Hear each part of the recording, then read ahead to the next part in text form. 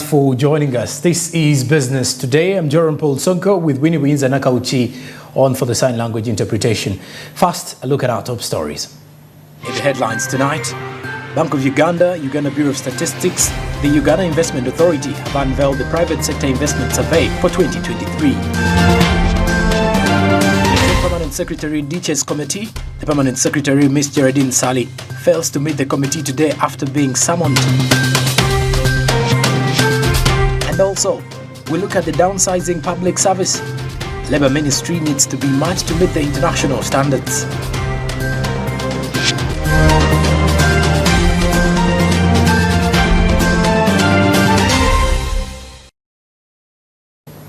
And well, now we kick it off with unveiling the Private Sector Investment Survey for 2023.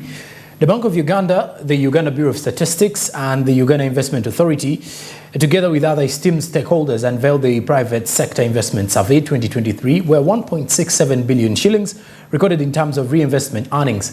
This momentous initiative serves as a vital resource for policymakers, financial institutions and entrepreneurs, offering an accurate assessment of investment needs, challenges and potential areas of growth. We have details. The Private Sector Investment Survey has been done for 20 years since 2003 with joint efforts between a number of institutions, largely Bank of Uganda, Uganda Investment Authority and UBOS. According to UN Trade and Development Statistics 2021, Uganda was able to attract about $1.3 billion next to DRC, who attracted about $1.8 billion in terms of investment. Amidst all obstacles such as COVID-19, Ukraine war and Uganda's economic size, there has been an increase in foreign direct investment and reinvestment, with 1.67 billion shillings in reinvestment earnings being recorded. Amidst the circumstances, to see that there are investors who are reinvesting with few incentives, other countries are providing mega incentives. Thank you for trusting us. So we recorded a 1.642.7 billion. Of course, Bank of Uganda will go into detail about this in terms of reinvestment earnings. So thank you very much. Investment, where is the money coming from, largely that supports investment. And it gives us a good feel that actually most of the money comes from out. But what does this mean when money comes from out mainly? It would ideally mean that either there is more money available, or they are more people coming from from outside, or they are more people coming from outside and they are coming with money. It is a sign that actually we are attracting investment from out. But it also enables us to look at, as that works, how can we make even the local investment also competitive by making sure that even the local money that you can invest into money locally, and by making money available to investors so that more money can be picked from here. Lead the region as being one of the leading investment destinations, and thanks also to the government of Uganda for political stability, totally liberalizing the foreign exchange regime, and of course for making sure that there are incentives available for both local investors but also foreign investors. And of course in that there is a lot that we still need to do. For instance, we need to increase our disposable income to make sure that the purchasing power of our population is able to consume part of what we produce. As a growing economy, the country is looking for information and exposure, which is achievable through foreign direct investment that comes in to grow areas like human capital, infrastructure, and other sectors. Foreign direct investment has been mainly observed in sectors such as oil and gas, industrialization, and ICT. Foreign direct investment has been mainly in the oil sectors. It has also been in ICT. We have also seen it come through in the health areas. We have also seen that for most of the companies that have branches in Uganda, international companies, even as we were in the COVID period, these international companies remained receiving funds from their sister companies out there to be able to keep them active even during the COVID. They provided infrastructure for their staff to be able to work from home. Uganda Investment Authority is committed to facilitating sustainable and responsible investments that not only contribute to Uganda's economic growth but also prioritize environmental stewardship. In light of this, investors, particularly those focused in industrialization, are urged to be mindful of environment and actively embrace green practices throughout their operations. About 5 years ago, we were happy that the UK government gave us support to a certain extent to manage the infrastructure for in the industry park. But we didn't do certain things properly.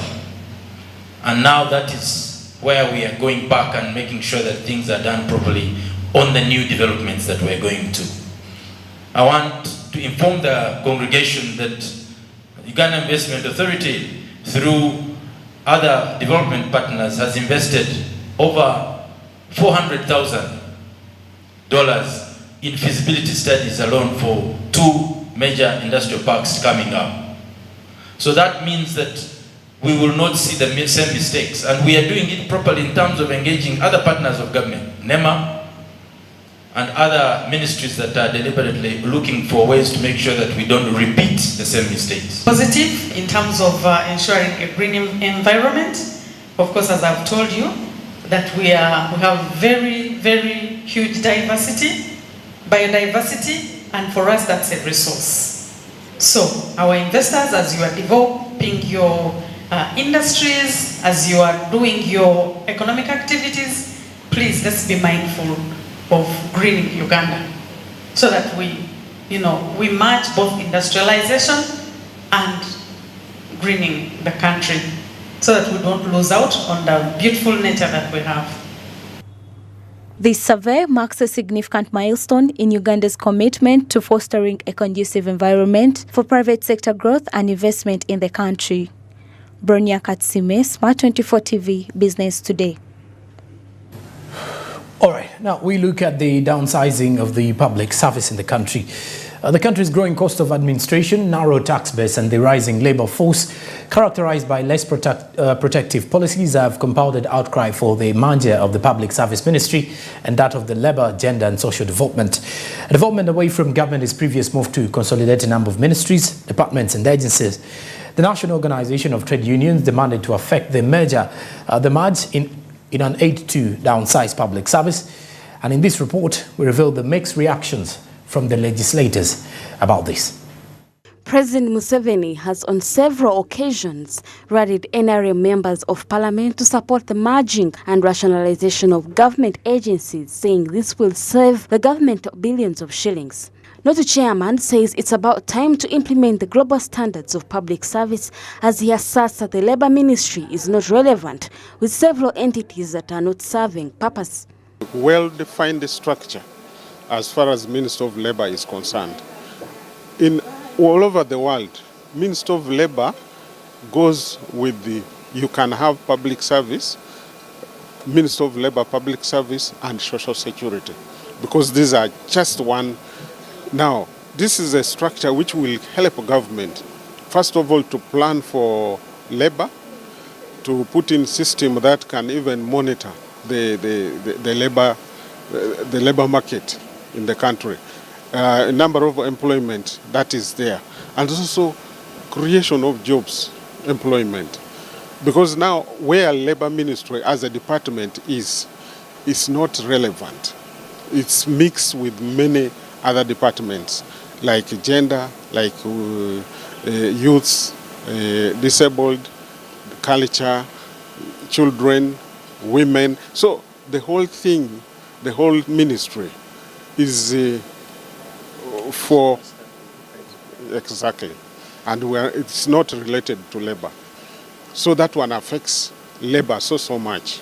Parliament has always been one of the government's biggest expenses, with a growing number of legislators. Similarly, the growing labor force in both public service and private sector hasn't been unnoticed. With efforts to remedy costs, downsizing public service as a move has been undermined by the legislature, as it thinks workers' leaders simply sold out the trade unions.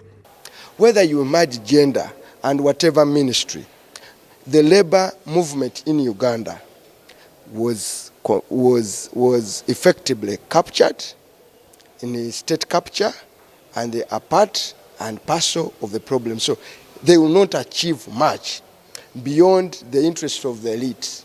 Nothing whatsoever. That's a dead movement. They sold out in entirety. That's why when you ask ordinary workers, they don't feel them. I mean, you're a worker. Do you feel this movement? Do you hear their voice? So they should not waste a lot of public time. Whether you merge labor and whatever, those fellows. According to Kwizera Eddie, the move to merge the two ministries is a complete waste of time because the two have different mandates. Merging the Ministry of Public Service and the Ministry of Gender and Labor, that one does not work because different ministries have different mandates.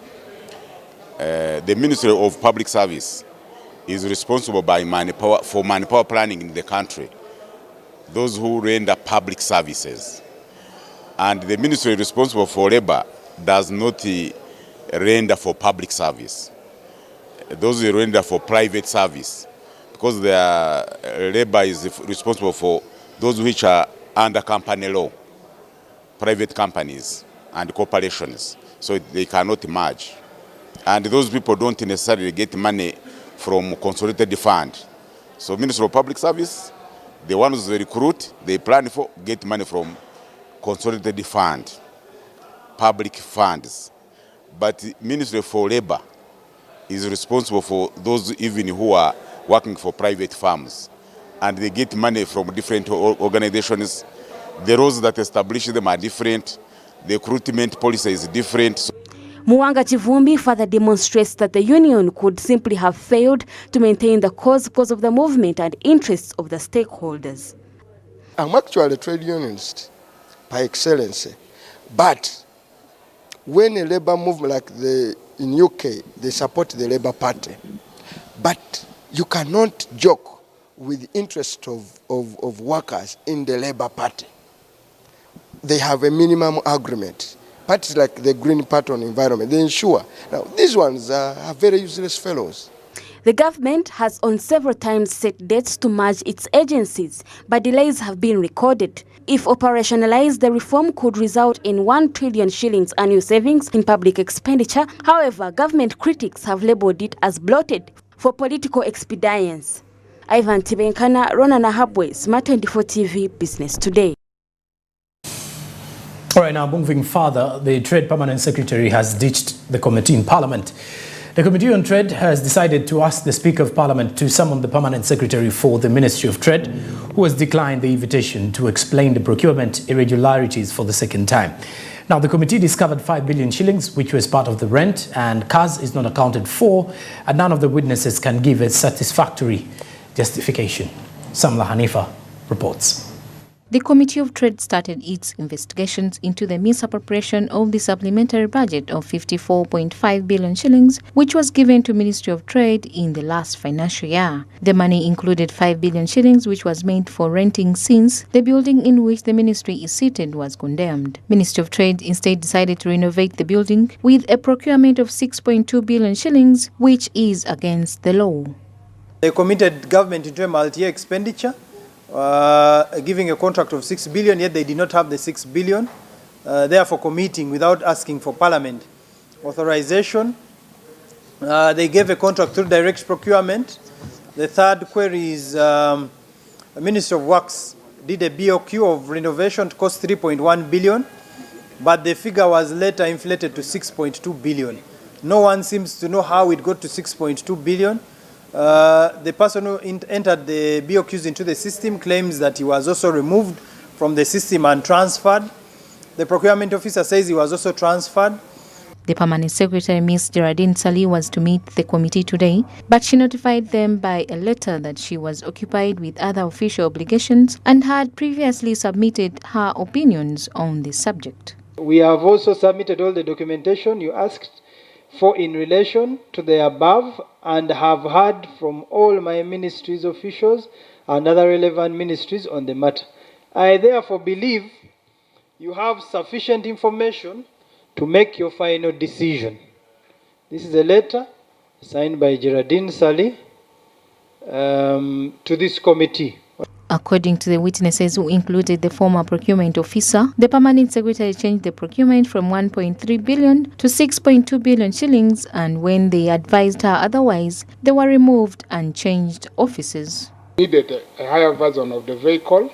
Then we submitted another letter to Ministry of Public Service, where they approved 4 vehicles of 4,500 cc's, and 1 for PS was maintained to be a Prado. We proceeded with the action, with the process of the requisition came on board. And one time, the new PS requested me to go to one of the bonds before we advertise that. On the 20th of June 2022, I was at the office of the president for a meeting. As I was coming, PA to the PS called me and said she wanted to see me very urgently. I told her I'm not in office, but I'm coming. But as soon as I reach office, I called. When I reached, I called. Only to come to my office with a pre-written internal memo of 6.8 million, which she required me. Or billion? No, of 4.8 billion. 4.8 billion, sorry, Chair. Which she kindly requested me to sign. I told her in it, this is not how they operate. If this is in respect of payment for the renovations, it is different from what I have handled myself, because the procurement which I submitted myself is of 3.1 billion. The committee has also discovered that the procured 5 cars were not new cars, as stated by the permanent secretary, and costed way more than the actual prices. See this vehicle that were supplied, they were erratic because Land Cruiser have got a version of VXR, which is the highest version. Then I've got VX, which is the middle version. Then I've got GXR, which is the lower version. Now, when you see the vehicle that was supplied to Ministry of Trade, the committee decided through the Speaker of Parliament to summon the permanent secretary, as every investigation pointed to her. Summon the PS through the Speaker. More to that, Chair, I don't know whether you have seen these chassis numbers. Most of these vehicles are 2019. I don't know whether you have realized. Even if you can Google to find out about all these vehicles. These are model 2019, whereby even the cost price is only 400 million.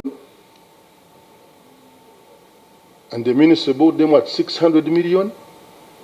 No. People, it's better really you respect your government. It's very shameful.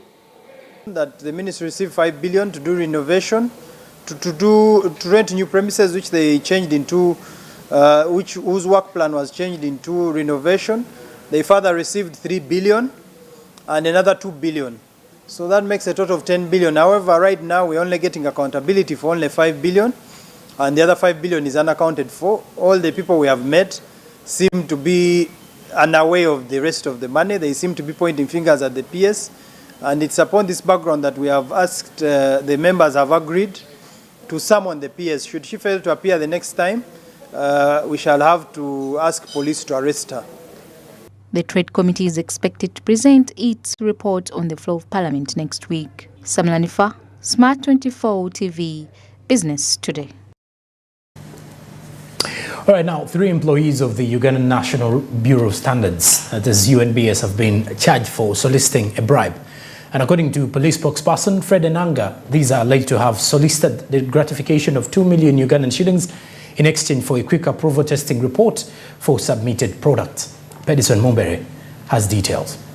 Charges of demanding a bribe have been brought against 3 employees of Uganda National Bureau of Standards. According to the prosecution, John Sanyu, a material analyst, Alice Webio and David Okeny, both material engineers, engaged in corruption contrary to Section 2 and 26 of the Anti-Corruption Act 2009 as amended. Our Directorate of Crime Intelligence, in coordination with Kampala Metropolitan, had gotten several complaints from investors, proprietors of businesses, that they were suffering at the hands of some unscrupulous UNBS officials who were demanding for hefty bribes to have samples that were submitted to factories, by the factories to the UNBS laboratory to be processed in time and even accompanied with very good reports. The 3 are said in the charge sheet to have asked Panjo Ananda, a marketing manager of Hawaii International Company, for 2 million shillings in exchange of a quick approval testing report for submitted products. The alleged offense was committed in June 2023 at Wayogere Chira municipality in Wakiso district. According to the head of marketing and public relations UNBS, Sylvia Chirabo, who spoke to us via phone, these are still allegations. It was an allegation.